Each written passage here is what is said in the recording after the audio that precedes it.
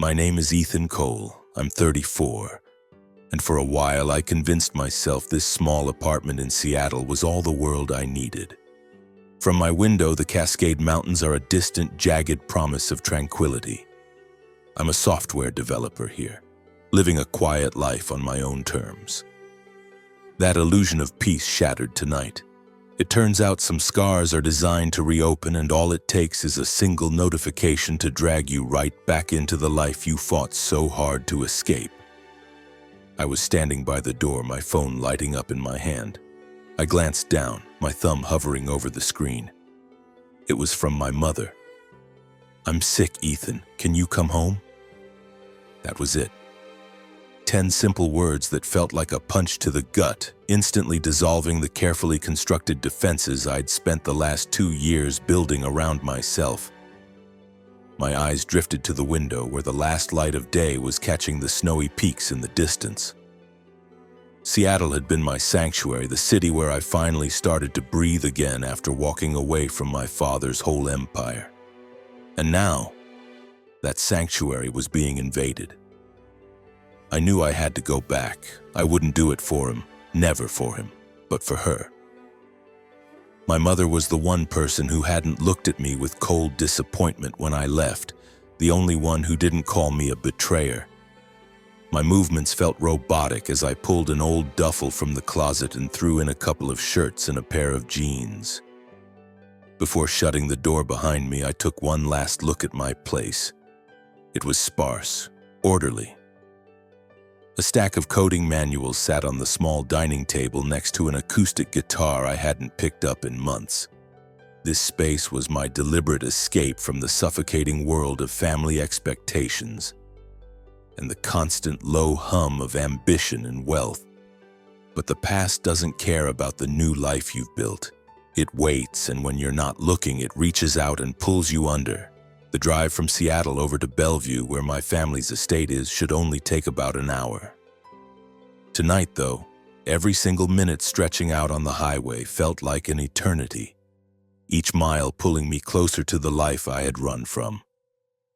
Flipping through radio stations, I hoped some familiar melody might drown out the noise in my head, but it was useless. The past was flooding in, a relentless tide of memory. My father, Arthur Cole, is 63 now. He's a man who fills every room he enters, tall and imposing, with a deep baritone that commands attention without even trying. He founded a resource extraction firm, building it from the ground up into a regional dynasty. For him, the company was never just about the money. It was a monument to his own will, the very core of his identity. And I was supposed to be his heir apparent. As the older son groomed from birth to inherit the throne, I was his chief lieutenant. The whole thing imploded 4 years back. I found out that the company wasn't just pulling minerals from the earth. It was running on pure, uncut avarice. As the one overseeing their data infrastructure, I was the one who found the proof buried in the servers. The doctored environmental reports that hid the poisoned rivers and clear-cut forests. The cooked books designed to cheat the government out of millions. It was all there in black and white. I went to him with the files, my heart pounding. I wasn't trying to start a war. I genuinely believed he would listen, that he would want to fix it. "We're better than this, Dad," I remember saying, the words catching in my throat. "There has to be a way to run this company without ruining everything around us." He just stared at me, his expression unreadable, his eyes like chips of granite. "What do you really understand about the world, Ethan?" he asked, his voice flat. "Do you honestly believe a business gets built on good intentions?" In that moment, the image I'd carried of him my whole life, my hero, the brilliant builder, cracked and fell away. All I could see was a stranger, hollowed out and possessed by his own relentless drive. I resigned a week later. There was no dramatic scene, no final argument. I just packed the few personal items from my office into a box and walked out without a word to anyone. I simply vanished from his world. To him, it was the ultimate act of treason. He has never forgiven me for it, and I've never asked him to. My younger brother, Liam, who was 27 at the time, made a different choice. He stayed. He's brilliant with numbers, the company's CFO, but he's always been trapped under our father's long, eclipsing shadow. Liam couldn't wrap his head around my decision. "You're throwing your entire future away," he'd insisted during our last strained conversation. I didn't even try to argue. How do you explain a choice that feels like a moral imperative in your bones when the words themselves seem flimsy and inadequate? Soon enough, the lights of Bellevue glittered ahead, and the familiar tree-lined avenues felt both comforting and claustrophobic. I navigated the winding roads to my family's property, pulling my car up the long driveway. The place was a sprawling two-story colonial, set back on a huge lawn where we spent our entire childhoods chasing each other. The garage was open, light spilling out onto the pavement. I could see my father inside, leaning over the engine of a vintage pickup, a wrench in his hand. He was wearing an old flannel shirt, his back to me. He must have heard my car because he straightened up slowly and turned. His eyes met mine across the yard. There was no greeting, not even a flicker of recognition. Just a heavy, weighted silence that made me feel like an intruder. "Ethan," he finally said, his voice completely flat. "So you came back." "I'm here for Mom," I said, my voice tight as I tried to keep it level. "How is she?" He gestured vaguely toward the front door with the wrench.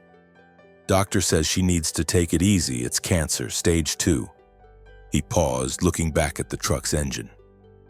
"But she's a fighter. You know how she is."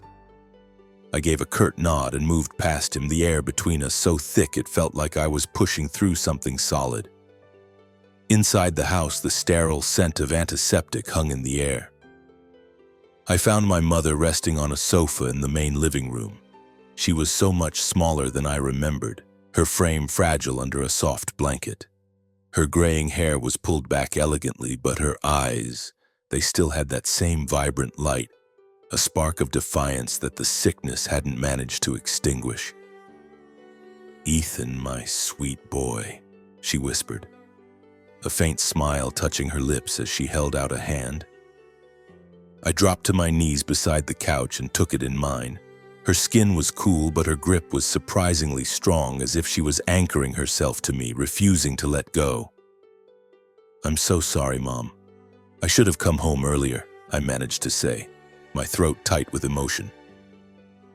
"Don't you dare be sorry," she whispered back, squeezing my hand. "I just needed you here. I wanted to see you and Liam, this family. We need to be whole again." I nodded, swallowing hard. The word family felt complicated, heavy, a puzzle with too many missing pieces. Liam showed up later that evening with his wife, Sarah, and their little boy, Adam, who was 5. Liam looked more tired than I remembered, a few threads of silver now woven into his dark hair, but his smile was still genuine. "It's good to see you, man," he said, pulling me into a brief, awkward hug. Adam, however, had no such reservations. He launched himself at me, wrapping his small arms around my knees and yelling, "Uncle Ethan!" With pure, unadulterated joy. I scooped him up, a warmth spreading through my chest that I hadn't realized I was missing. But then I glanced over at the dining room table where my father was already seated, presiding over the room from the head chair. My stomach clenched. I knew this dinner was going to be a minefield. The meal was as strained as I'd expected. My mother did her best to lighten the mood, reminiscing about old family vacations and summer trips to the lake. But her stories trailed off into the uncomfortable silence. My father ate methodically, his gaze occasionally drifting over to me, cold and appraising. It felt like he was dissecting me with his eyes. Liam, sensing the tension, started talking a mile a minute, filling the dead air with nervous energy. "Things at the firm are going great," he announced a little too brightly. "We just closed that big acquisition in Oregon. Dad says it's going to be a banner year for us. I just nodded, keeping my mouth shut. The last thing I wanted was to rehash old arguments and ruin this fragile truce. But my father had other plans. "Aren't you going to ask about the business, Ethan?" he said, his voice laced with ice. "Or are you still too preoccupied with your little crusades to save the planet?" Every sound in the room ceased. The clinking of silverware stopped. My mother's eyes found mine, filled with a silent plea.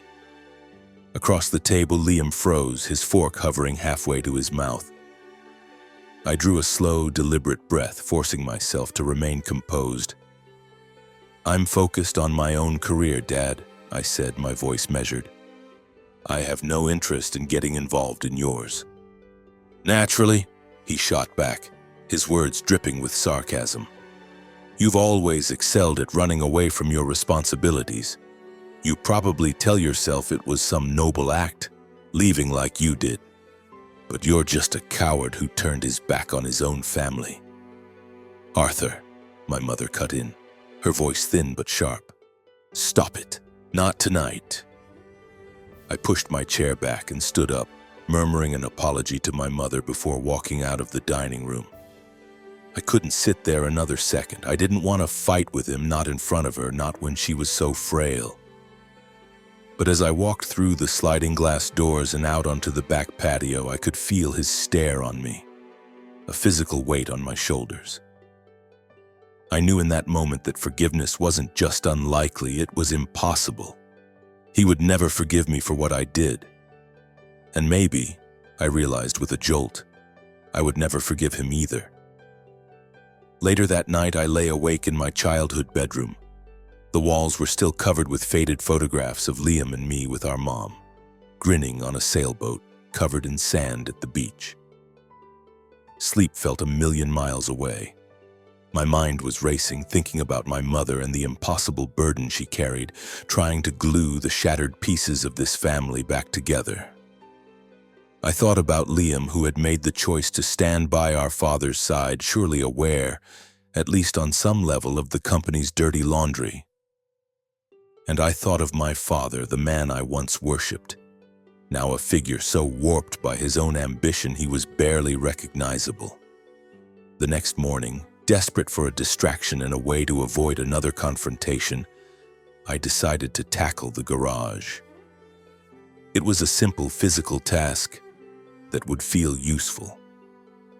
The place was a time capsule, coated in a thick layer of dust and crammed with old furniture, rusty tools, and boxes of forgotten memories from a time before the company consumed him.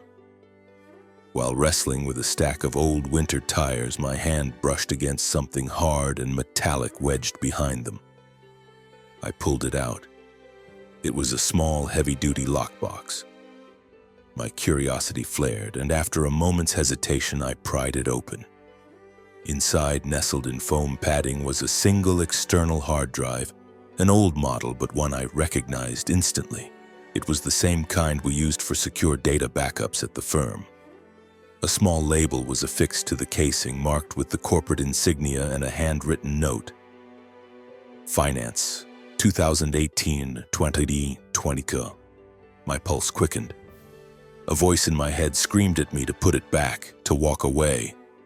But it was too late. I was already hooked. I took the drive up to my room, shut the door, and connected it to my laptop. The contents were a nightmare. My blood turned to ice as I clicked through the folders. It was all there. Detailed ledgers of kickbacks paid to city inspectors, 2 sets of books for tax evasion, and, worst of all, a chain of internal emails discussing a fatal accident at one of the Oregon sites 6 years prior. A man had been killed. The company had paid the family a fortune for their silence and buried the entire incident. I just sat there, the glow of the screen illuminating my face, the entire world seeming to tilt on its axis. My hands were shaking so badly I could barely control the mouse as I copied the most incriminating files onto a thumb drive.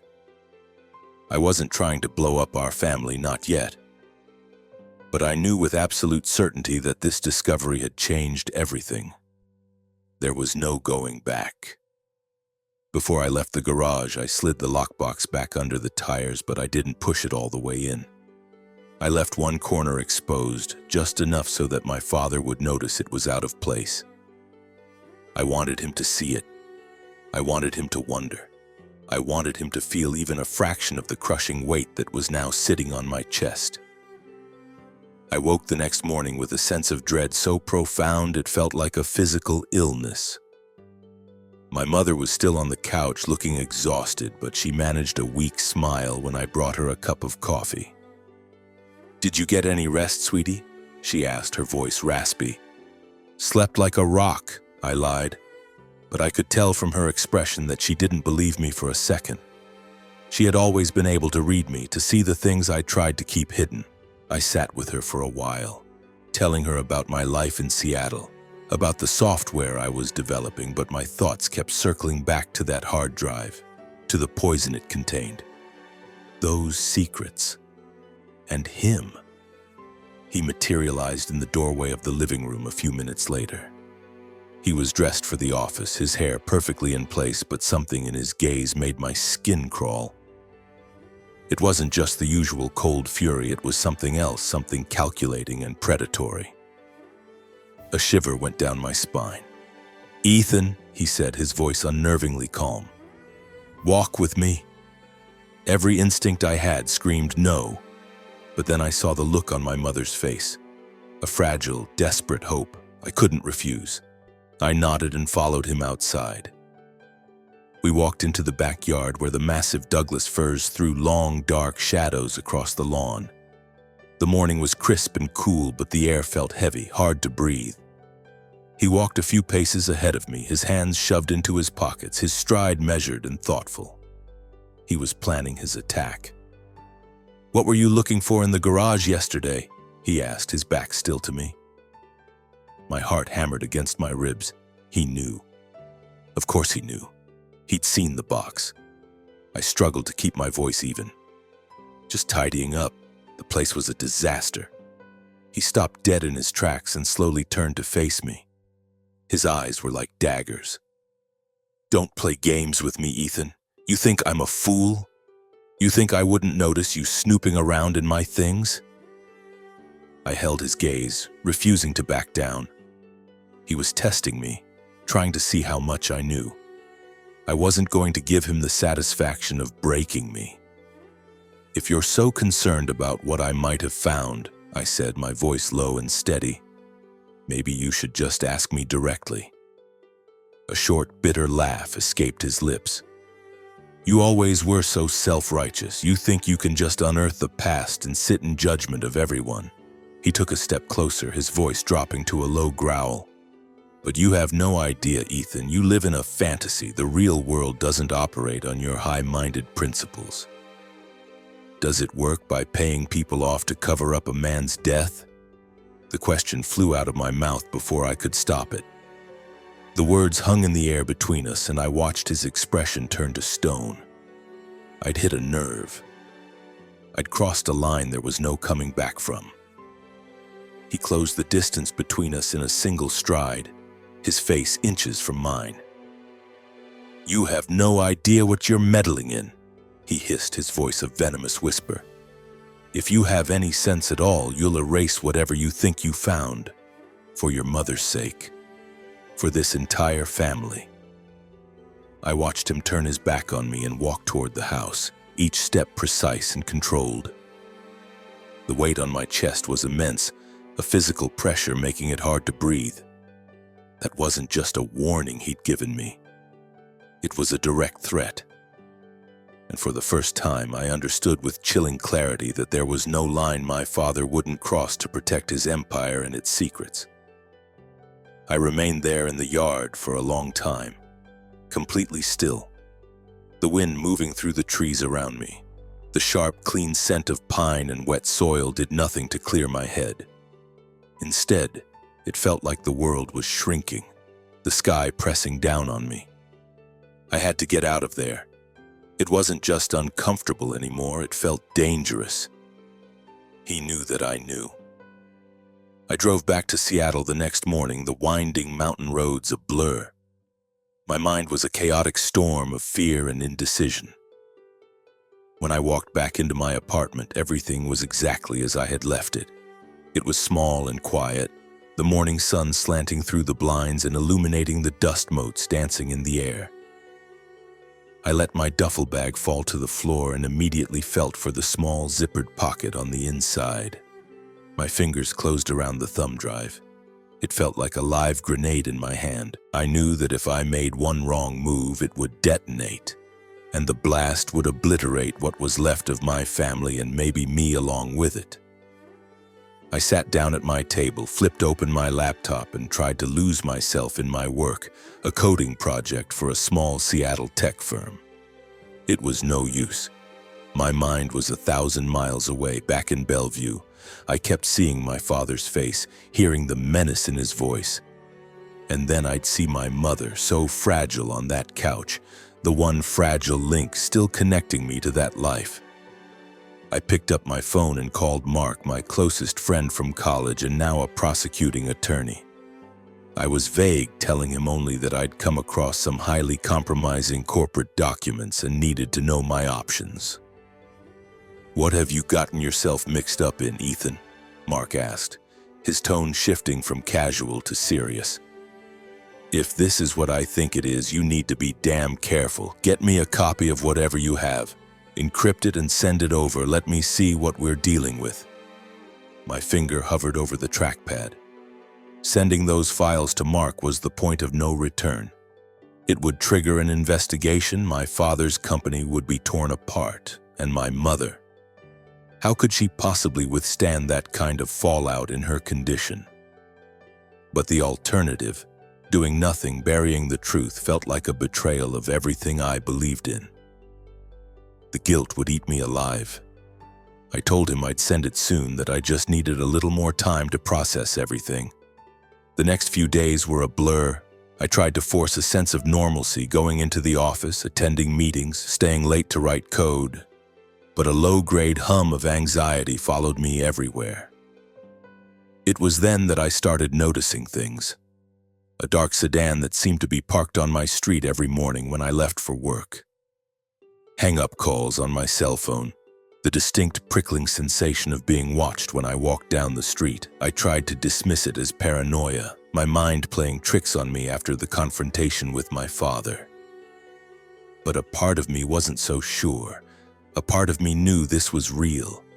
My 34th birthday was just around the corner and my plans were minimal.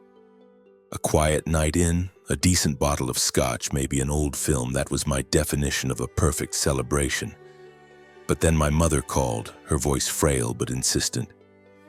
"Ethan, darling, I know you prefer your solitude, but birthdays are for family," she said, a slight tremor in her voice.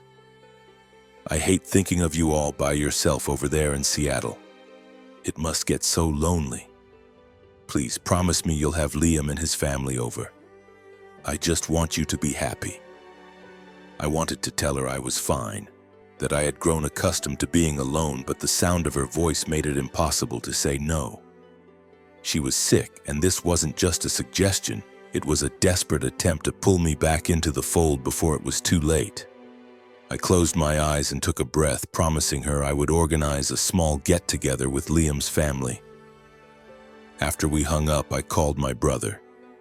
His house was only a half-hour drive away, and I knew he'd jump at any excuse to try and lure me back into the corporate world. "A birthday party? We're there," he said, his voice booming with forced cheer. "Sarah and Adam will be thrilled. Adam hasn't stopped asking about his uncle Ethan." I could hear the smile in his voice, but a knot of suspicion tightened in my stomach. Liam was my father's second in command now. He was complicit in everything, a loyal soldier. For all I knew, this was all part of some coordinated effort, a trap being laid by the two of them. The day of my birthday was a rare, perfect Saturday. Bright sun poured through the windows, making my small apartment feel a little less lonely. I straightened up the place, clearing my coding manuals off the table and even picking up a few balloons, thinking they'd make Adam smile. Liam, Sarah, and Adam showed up in the early afternoon, their arms full of gifts and their faces beaming. "Uncle Ethan!" Adam shrieked, barreling into the room and latching onto my leg. "We made you brownies!" I laughed and swung him up into my arms, the tension in my shoulders easing for the first time in days. Liam gave me a hearty pat on the back, and Sarah handed me a casserole dish, telling me it was Mom's recipe for my favorite mac and cheese. We gathered around my small dining table, and for a few hours it almost felt normal. Liam told stories about our childhood, recounting the time we nearly set the garage on fire with a chemistry set, and Adam laughed so hard that brownie crumbs flew out of his mouth.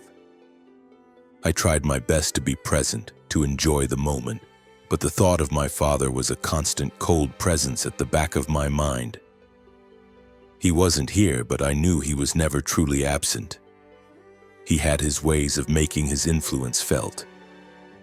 Around 9 that evening, the buzzer went off. I figured it was probably a neighbor who'd locked themselves out. But when I opened the door, a courier was standing there with a large, elegantly wrapped box in his hands. The paper was a shimmering silver. "For Ethan Cole," he said, holding out a digital scanner for my signature. I brought the box inside and carefully sliced through the tape. Inside, nestled in tissue paper, was a decadent-looking chocolate torte, its dark, glossy surface decorated with delicate, handcrafted sugar orchids. A small, cream-colored card was tucked under the ribbon. The message was simple, written in a flowing, elegant script: "Happy birthday, Ethan," from a friend. There was no signature, but the penmanship sparked a flicker of recognition. It looked like the handwriting of one of my father's oldest business partners. A knot of dread formed in my stomach, but I forced a neutral expression, not wanting to alarm anyone. "Oh, wow, that's beautiful," Sarah said as I placed the cake on the counter. "Who's it from?" "Not sure," I said, trying to sound nonchalant. "Just says it's from a friend." Adam was practically vibrating with excitement, chanting, "Cake! Cake! Cake!" I managed to smile, but a powerful instinct screamed at me not to eat it. "I'm trying to watch my sugar intake," I said, a flimsy excuse, but it was all I could think of. "Something feels off." I pushed the box toward Liam. "You guys go ahead, I'll pass." Liam chuckled and patted my arm. "Always the monk, Ethan." He cut a generous piece for Adam and an even bigger one for himself. Sarah politely refused, saying she didn't care for dark chocolate. I sat back, nursing a glass of water, and watched them. Adam attacked his slice with gusto, getting chocolate all over his face, while Liam joked that I was a fool for missing out. I forced a laugh, but my gaze kept returning to the cake, the sense of foreboding growing stronger with every passing minute. The rest of the evening passed in a pleasant haze of conversation. Liam told stories, Adam laughed, and Sarah recounted how she'd first met our mother, who had taught her to bake. I did my best to savor the evening, but the anxiety was a stubborn companion. When it was time for them to leave, I gave Adam a long hug, promising I'd come visit soon. "This was great, Ethan," Liam said, giving my shoulder a squeeze. "We haven't done this in way too long." I nodded and smiled, but as I shut the door behind them, a chilling thought washed over me. I just walked through a trap. The next morning, my phone rang. It was my father. He almost never called me directly, and the sound of his voice, so smooth and solicitous, sent a jolt of alarm through me.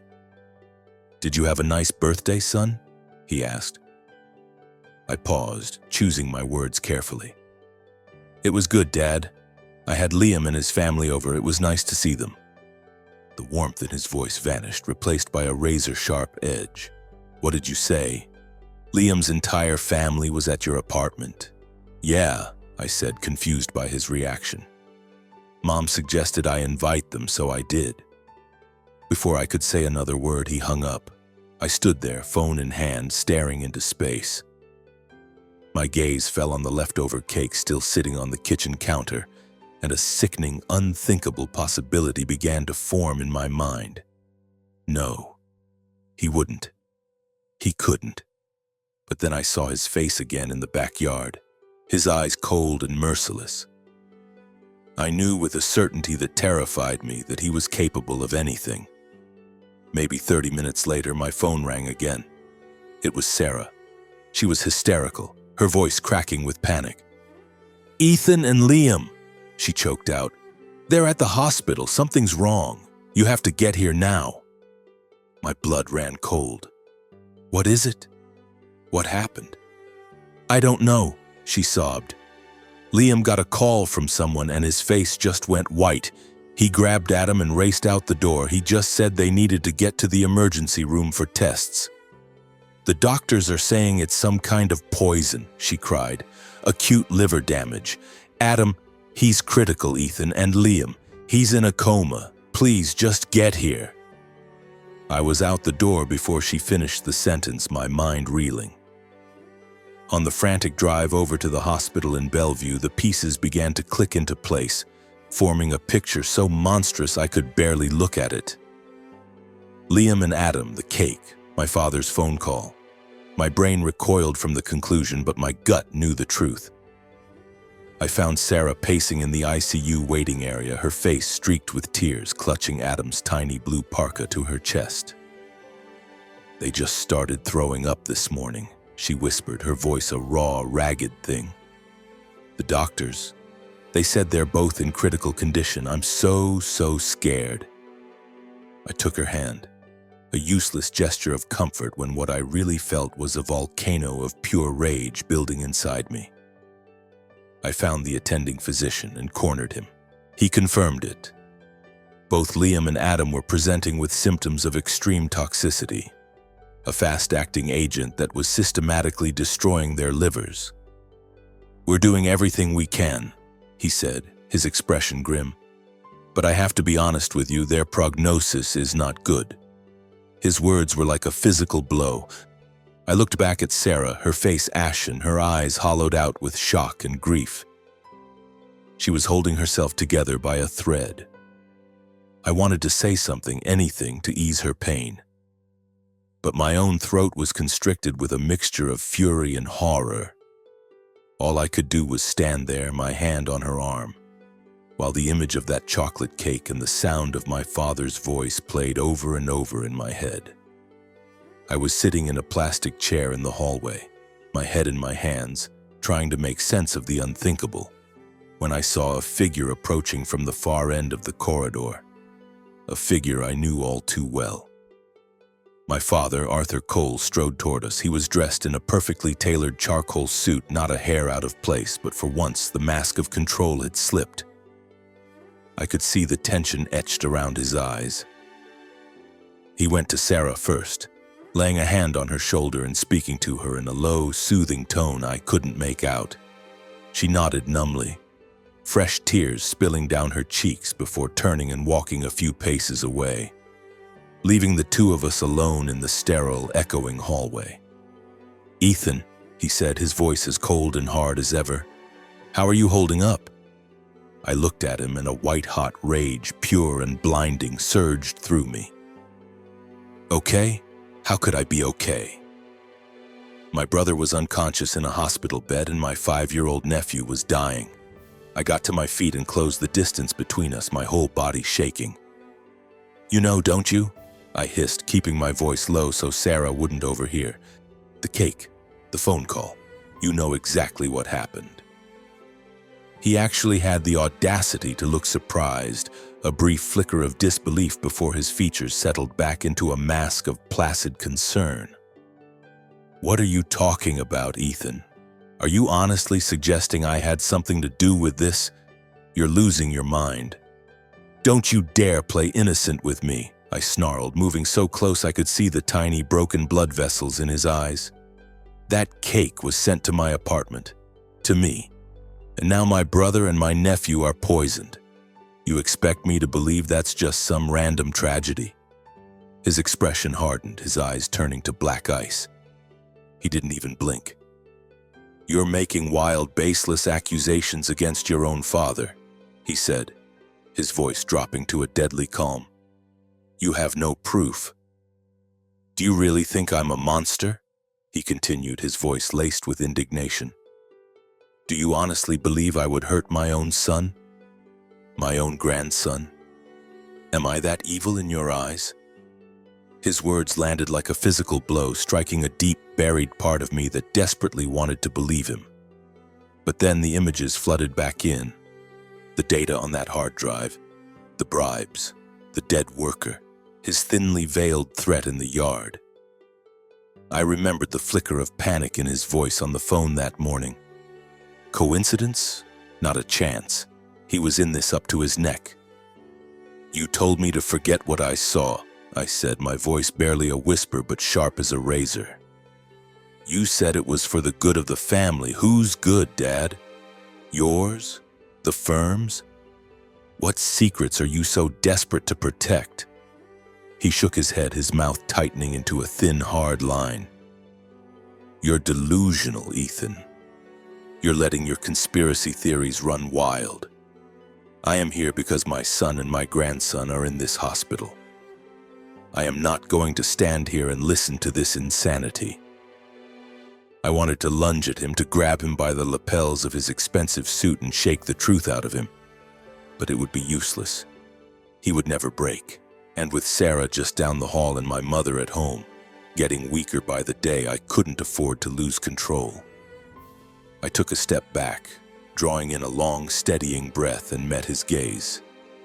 I'm going to find out what happened, I said, my voice quiet but unwavering. And I swear to you, if you had anything to do with this, I will make you pay. He offered no reply. His gaze was a flat, unreadable void for a long second, and then, without another word, he turned on his heel and walked down the corridor toward Liam's room. He left me alone in the silence, my heart hammering against my ribs, a chaotic rhythm of fury and utter powerlessness. Each breath I took felt thin and useless in the cold, antiseptic air. I couldn't stay there a moment longer. The air in that hospital felt thick with his presence, with his lies. The drive back to Seattle was a blur of speed and rage. I pushed the car hard, the landscape streaking past the windows. My mind a vortex of questions I couldn't answer. A desperate, childish part of me wanted him to be innocent, to believe he wasn't the monster I was seeing.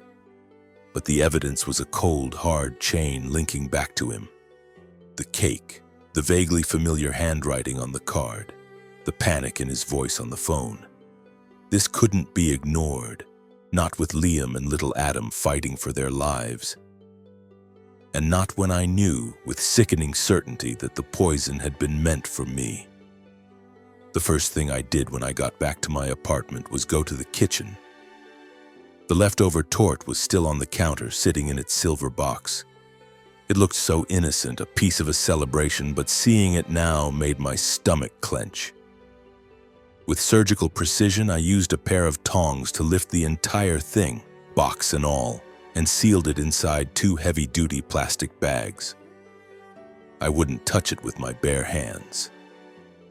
Then I called Ben, a friend who works at a private analytical lab in Seattle. Ben, I need a favor, a big one, I said, my voice strained. I have a food sample I need analyzed for contaminants. I think it's been poisoned. It's urgent. Ben could hear the strain in my voice and didn't press for details. Don't say another word on the phone, he said. Just get it here. I'll clear a spot in the queue and run it myself. I drove the sample over to the lab immediately, handing Ben the sealed bag containing the cake and the small cream-colored card that had come with it. He took it from me, his expression serious. You in some kind of trouble, Ethan? Do I need to be worried? It's bad, Ben, I said, my voice flat. Just run the tests. I have to know. The call came 3 days later. I was at my desk, the thumb drive containing my father's secrets lying in front of me like a dark omen when my phone buzzed. Ethan, you need to sit down, Ben said. There was no preamble, and I could hear the shock in his voice. We analyzed the sample. The cake is laced with amatoxins. It's a compound from a specific type of poisonous mushroom. It has no taste, no smell, and it's incredibly difficult to trace. Once ingested, it's a direct assault on the liver. It causes catastrophic organ failure. He paused, and I could hear him take a shaky breath. The concentration in that sample, it's a lethal dose, no question. The world seemed to drop out from under me. Amatoxins. I wasn't a forensic chemist, but I knew what that meant. This wasn't an accident. This was a deliberate, calculated act of murder. And I knew with a certainty that chilled me to the bone that the dose had been intended for me. If I hadn't been so on edge, if I hadn't made up that stupid excuse about sugar, I would be the one lying in that hospital bed right now. Or in the morgue. "Thanks, Ben," I managed to say, my throat completely dry. "Email me the full lab report." I ended the call and sank into my chair, burying my face in my hands. The memory of Adam's delighted chocolate-smeared face, of Liam laughing and calling me a monk. It all replayed in my mind like a horror film. A wave of violent energy washed through me. I wanted to break something, to yell until my lungs burned. But I just sat there, frozen, forcing myself to breathe in and out. My father. Had he really orchestrated this? Was he so desperate to silence me that he would risk killing his own family? I looked down at the thumb drive on the table, and a new feeling began to solidify in the pit of my stomach, cold and hard as steel. Resolve.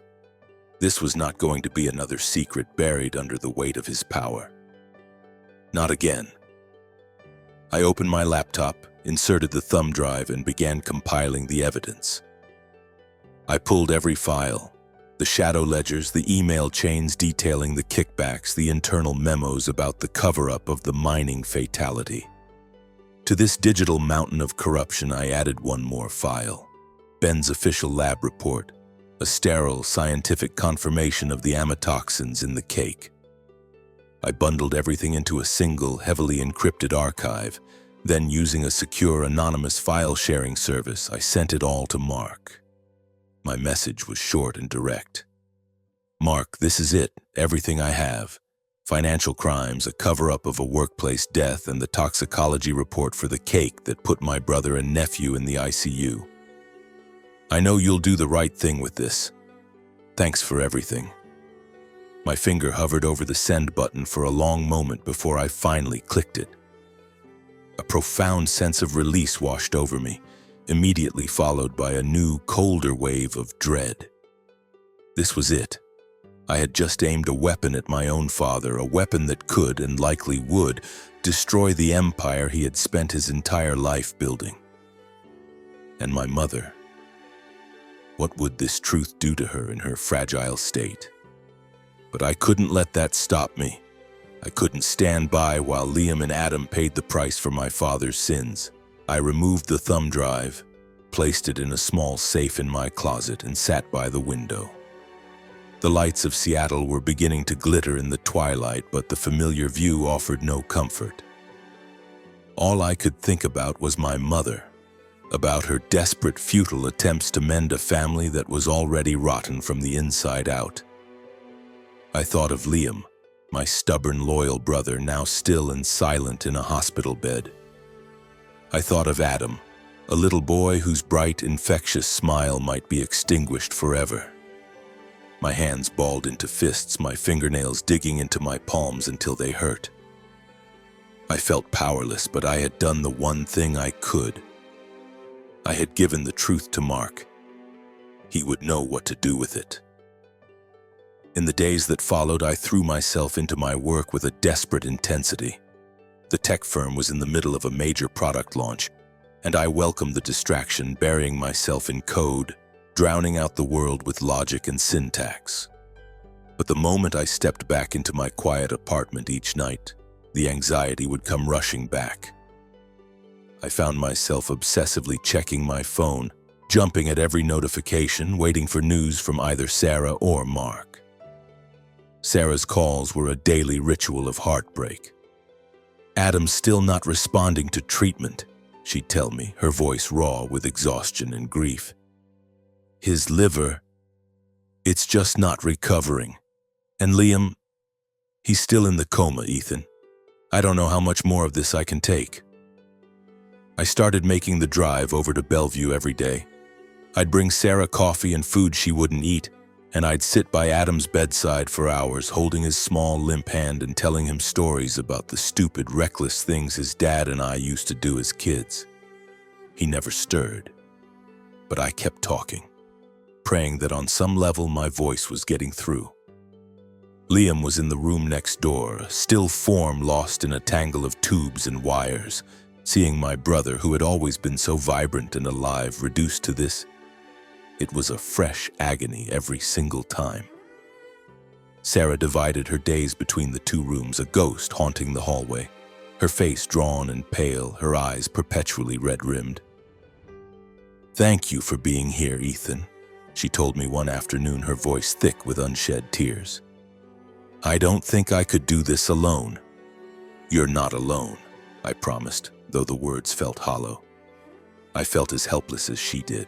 All I could do was be there and wait for Mark to make a move, wait for some semblance of justice. I ignored my father completely.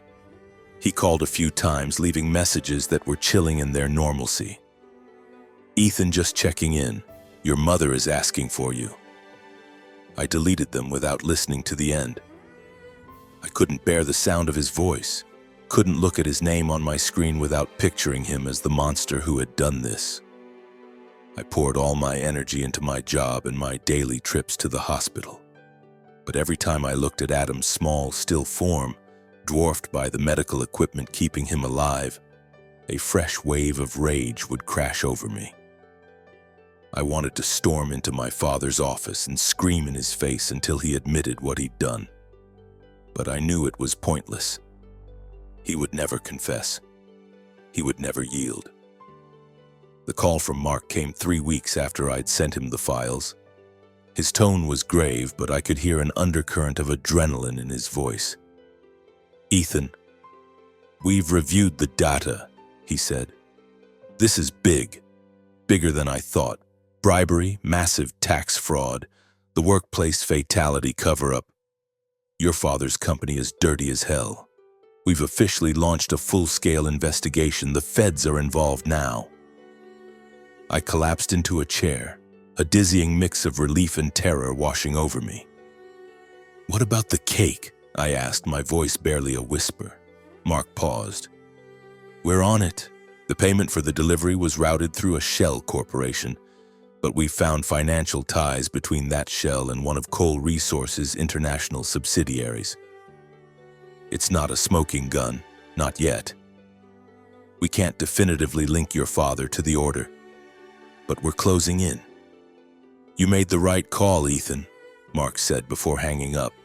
"This needed to come out." "Thanks, Mark," I replied. But as I ended the call, a profound emptiness settled over me. Justice was coming, but it felt like a hollow victory. What would it cost? How would my mother handle the public humiliation, the destruction of the man she loved? And if Liam and Adam didn't pull through, would seeing my father in prison be any consolation at all? The story broke a few weeks later. The U.S. Attorney's Office held a press conference announcing a sweeping federal investigation into Coal Resources, citing allegations of bribery, tax fraud, and obstruction of justice. My father's face was suddenly everywhere, on the news, on the front page of the business section, always next to words like corruption, scandal, and indictment. The company's stock price nosedived. The empire he'd worshipped was beginning to fracture. I saw him on the news one night, a live shot of him leaving the corporate headquarters swarmed by a pack of reporters. He looked older, worn down, but his expression was pure defiance. "I am innocent of these baseless charges," he declared, his voice booming into the microphones. "This is a politically motivated smear campaign." I watched him and felt nothing but a cold, hard certainty. He was lying. My mother called me one evening, her voice so faint I could barely hear her. "Ethan, what is all this about your father?" she whispered. "They're saying such awful things on the television." Do you know what's happening?" I didn't know what to say. I couldn't lie to her, but the truth felt too cruel. "I don't know all the details, Mom," I said, hating the evasion in my own voice. "I'm just trying to make sure the right thing happens." There was a long silence on her end, and then she said so quietly, "I just wish we could all be a family again." Her words were a dagger to the heart. I wanted to tell her it would all be okay, but it was a lie I couldn't bring myself to speak. Not when the two people she loved most were still hovering between life and death. 2 months into the investigation, Mark called again. "Ethan, we've got a break," he said, the excitement back in his voice. "We found a series of deleted emails. They connect one of your father's former executive assistants to the bakery that sent the cake. The assistant is lawyering up, but he's already claiming he was just following orders from the top. We still can't put your father's fingerprints on the keyboard, but the circumstantial case is getting stronger by the day." I nodded, even though he couldn't see me. "Good," I said, "and don't let up." After the call, I went to the window and stared out at the city lights. The Cascade Mountains were a dark, jagged silhouette against the last of the evening sky, but their stoic beauty felt alien and distant. The storm inside me was too loud. I knew I had made the only choice I could have, but the price of that choice was becoming clearer every day, and it was devastating. Liam and Adam were no better, my mother was fading, and my father was on the verge of indictment. I didn't know if I had the strength to see this through to the end, but it was too late to turn back now. The next few weeks passed in a monotonous cycle of work and hospital visits. I'd spend my days in Seattle trying to focus on deadlines and deliverables, and my evenings in Bellevue watching the monitors and listening to the rhythmic beeping of the machines that were keeping my family alive. Sarah was a constant, tragic presence, a sentinel keeping vigil between her husband's room and her son's, looking more and more like a ghost with each passing day. Then a small miracle. Adam started to improve. The doctors were cautiously optimistic, saying he was out of immediate danger, but the damage was done. His liver would never fully recover. For the rest of his life, he would need medication, a restrictive diet, and constant monitoring. I sat by his bed, his small hand finally able to squeeze mine back, and all I could see was his face on my birthday, that joyful chocolate-covered grin. I had let him eat that cake. This was my fault. Liam was not so lucky. The call from Sarah came on a Tuesday morning. I was in my kitchen staring into a coffee cup when my phone rang. Her voice was completely broken, each word a shard of glass. "Ethan," she sobbed. "Liam. He's gone. The doctor, they said his liver just shut down. He died late last night." The world went silent. I have no memory of what I said to her, only that I uttered some meaningless, inadequate words of condolence before the call ended. I just sat there, my coffee growing cold, the reality refusing to sink in. My brother, the one who always filled every room with his loud, goofy laugh, the one who tried in his own clumsy way to bridge the gap between me and our father. He was gone. The pain was a physical thing, a crushing weight that stole the air from my lungs and left me hollowed out and numb. I drove back to the hospital and found Sarah in the hallway, and we just stood there holding each other up as she cried. The funeral was a few days later, a small, quiet service at a chapel near their home. My mother was there, a shrunken figure in a wheelchair, her eyes raw but empty of tears. My father was absent. He was under house arrest, awaiting trial. Sarah stood by the casket, holding Adam's hand. The boy, looking lost and small in a dark suit, didn't seem to grasp the finality of it all. He just knew his daddy wasn't coming home. I stood a few feet away, my eyes fixed on the polished wood of the coffin, my mind a maelstrom of guilt and regret. Could I have saved him? Was there something, anything I could have done differently? While my family was consumed by grief, Mark's investigation was gaining momentum. He called me a week after the funeral, his voice grim but determined. "Ethan, "We're ready to move," he said. "We have an airtight case against your father, federal bribery charges, tax fraud, obstruction of justice related to the mining death. It's all corroborated. The feds raided the corporate offices this morning and found a mountain of supporting evidence. As for the poisoning, we still can't tie him to it directly. But the assistant who placed the order is cooperating. He's testifying that your father gave him the instructions." "Good," I said, my voice hollow. "Do what you need to do." The charges were serious. Under federal sentencing guidelines, he was looking at years, possibly decades in prison, on top of millions of dollars in fines and restitution. If they could prove the cover-up of the accident was a deliberate act of criminal negligence, the penalties would be even more severe. I didn't know the intricacies of the law, but Mark made it clear. My father was going down. The fallout was immediate and catastrophic. Coal Resources, the monument to his life's work, began to crumble. The stock became worthless, losing nearly all of its value in a matter of weeks. Key investors bailed, major contracts were terminated, and the media frenzy was relentless. An expose in the Seattle Times ran with the headline of "An Empire of Greed." I read the words and felt a strange, bitter emptiness.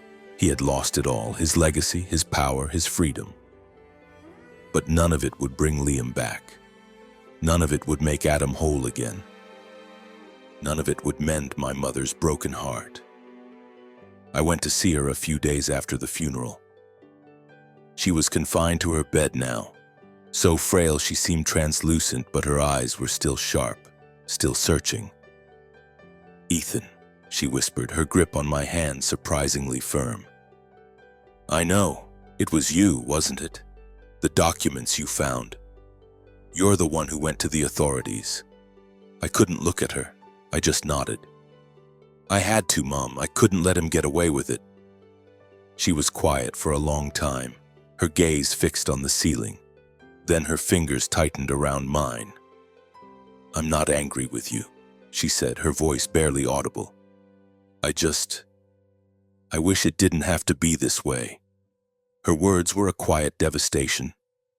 I wanted to explain, to tell her there was no other path, but the words wouldn't come. I just sat with her in the quiet room, the silence punctuated by the soft, shallow rhythm of her breathing. I could feel her slipping away, and I knew with a terrible certainty that this final, brutal truth would be the thing that finally broke her. My father's trial began a month later. I didn't go. I couldn't bring myself to watch him in the courtroom, to listen to the lawyers dissect the wreckage of our lives. Mark kept me updated. He said my father was stoic throughout the proceedings, his usual arrogance replaced by a quiet, unnerving calm. He was found guilty on all counts and sentenced to 12 years in federal prison for the financial crimes, with another 3 years tacked on for the obstruction charge related to the mining death. They couldn't make the poisoning charge stick. The evidence was too circumstantial. But Mark assured me the case would remain open. Coal Resources officially declared bankruptcy shortly after the sentencing. The mines were closed, the equipment auctioned off, the employees let go. The empire was officially dead. I saw the headline and felt a profound nothingness. That company, that name, had defined my entire life, even in my rebellion against it.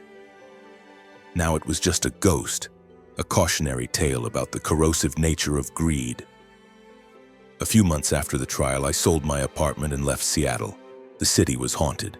Every familiar street, every landmark, was a painful reminder of a life that no longer existed, a family that had been destroyed from within.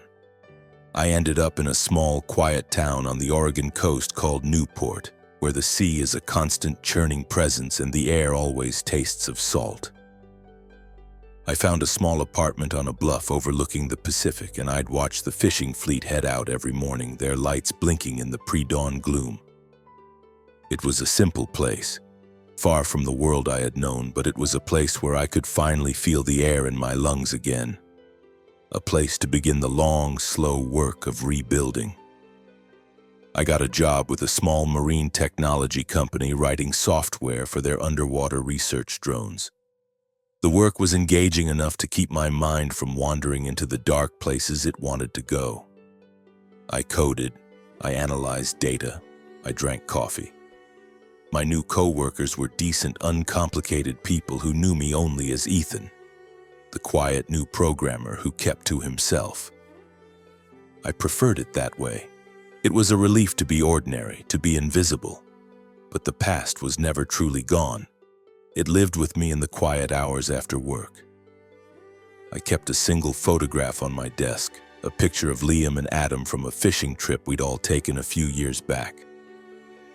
Liam is holding up a salmon, grinning like a fool, and Adam is perched on his shoulders, wielding a piece of driftwood like a pirate's cutlass.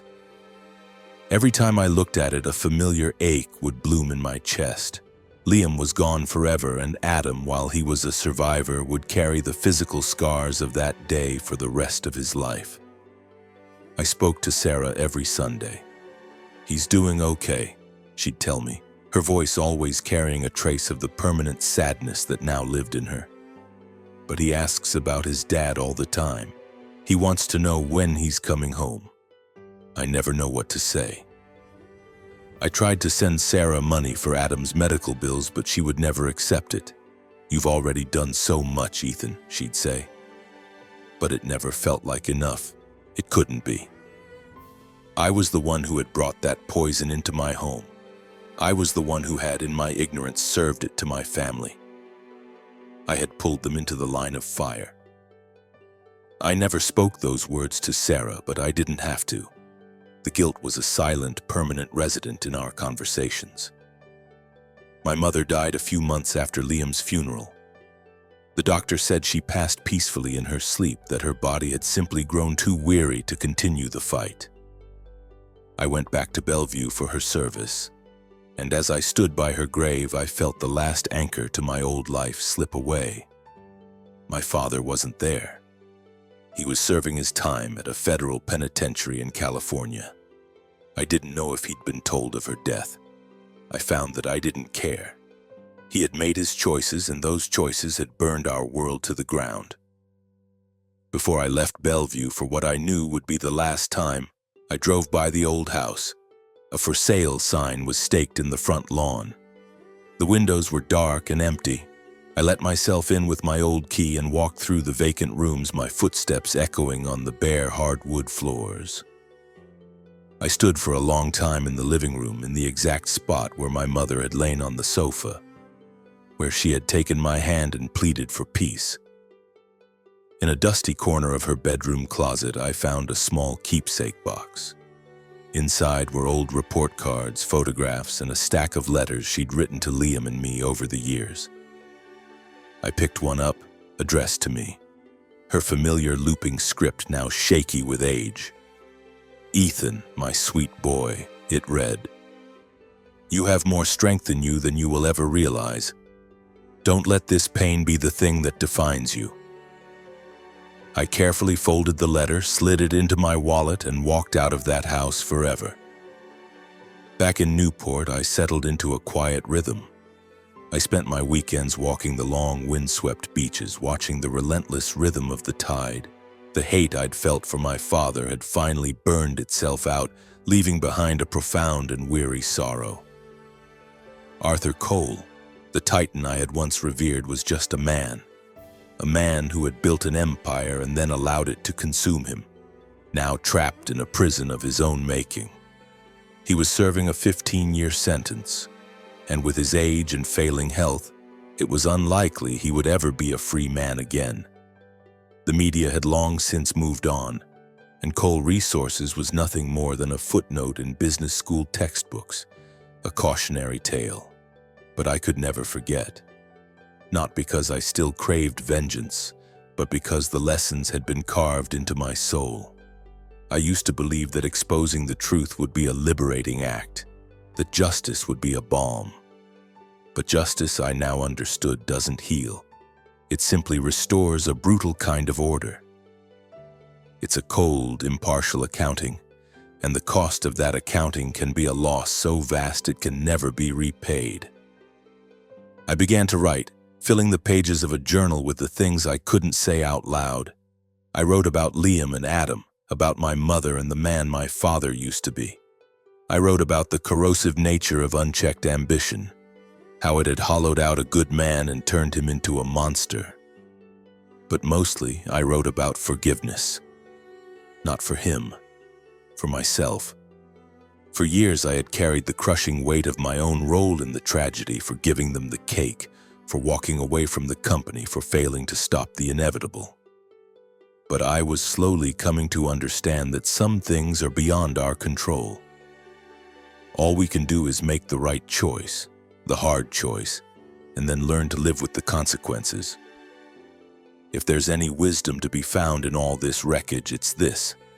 Hold on to the people you love, but never let that love become a cage that keeps you from doing what you know is right. The truth can be a brutal, destructive force, but living with a lie is a slower, more insidious kind of death. In the end, all we have is the life we build for ourselves, the choices we make. We have to be able to look back on those choices without shame. I'm still figuring out how to do that. One morning not long ago, I was standing on the beach in Newport watching the storm-gray waves roll in. I took my mother's letter out of my wallet and read her last words to me one more time. Don't let this pain be the thing that defines you.